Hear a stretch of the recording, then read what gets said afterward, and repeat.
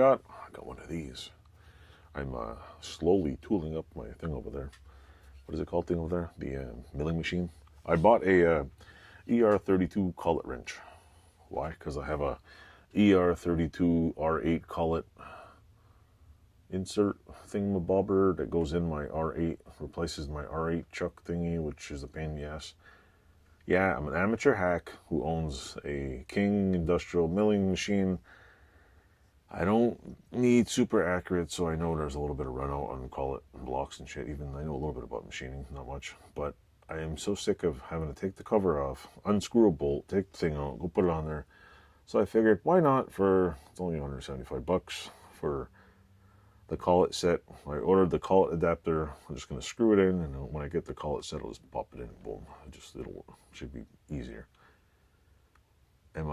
Do I need one of those? No, I could live with a Collet block thing and use the same drill bit until it blows on me or it gets dull and I sharpen it forever. But instead, I prefer, like some people, you know, it just drives you nuts. I would use it more, which is the pain in my ass. So I got this wrench, I have that, and I also picked up this. This is a 2-for-1.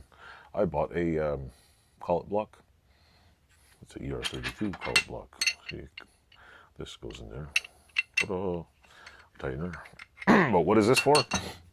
Well, in case none of you know what this is for, I'm not even the person who should be explaining this, because a proper machinist should explain it. But anyway, it goes in your milling machine vise. You basically put whatever, let's say this in there. Or better yet, let's find something like, let's say you want to take this chunk of metal here, and you want to put flat sides. So you block it in there, lock this in there real tight so that stays.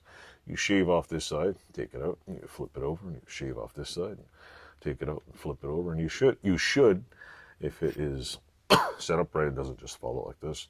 If it's locked in there appropriately, this should allow you to make a square end. So if you want to make a whole bunch of ratchet wrenches or square sockets or some kind of square end, there's also, I think, a hexagon one. Yeah, there's one like a stop sign. Is that a hexagon? And I think that's it. There might be just 2 kinds. But I want one for a certain project, and I can't remember what the hell the project doesn't do, but I bought one anyway. So they're like, you can go on Amazon. I bought this at a place called, and I'll quote it's littlemachineshop.com. They're in Pasadena, California, in case you want to call them. Number is 1-800-981-9663. They have, let me put this is the little place there I got them at. They are pretty cool. How did I find out about Little Machine Shop? I'm a busybody. Anyway, no.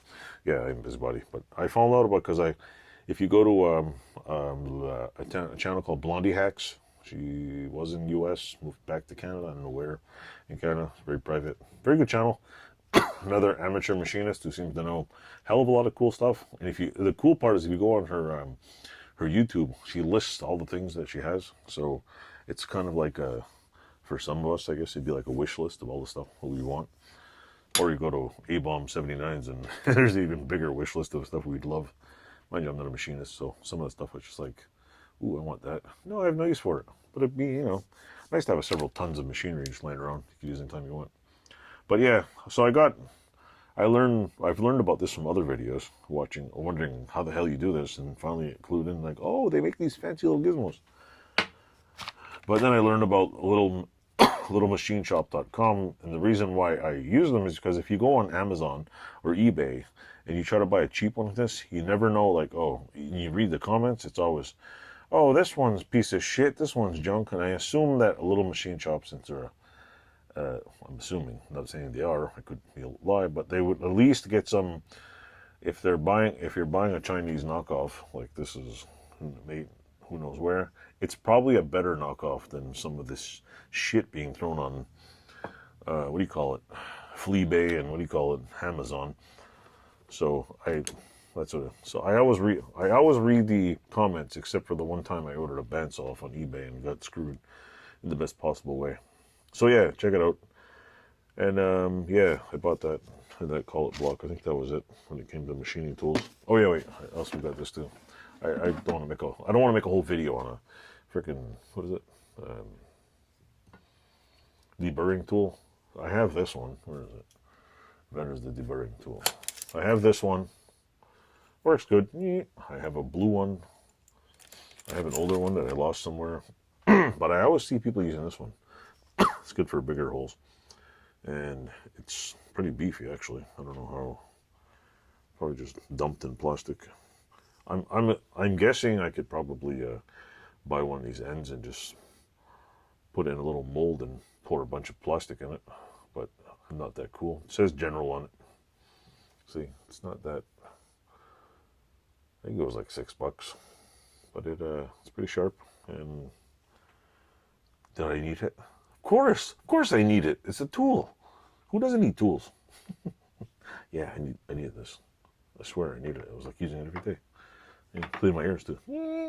Get the little crust there. Ooh, I don't take care of it. Hey, I hear the ocean.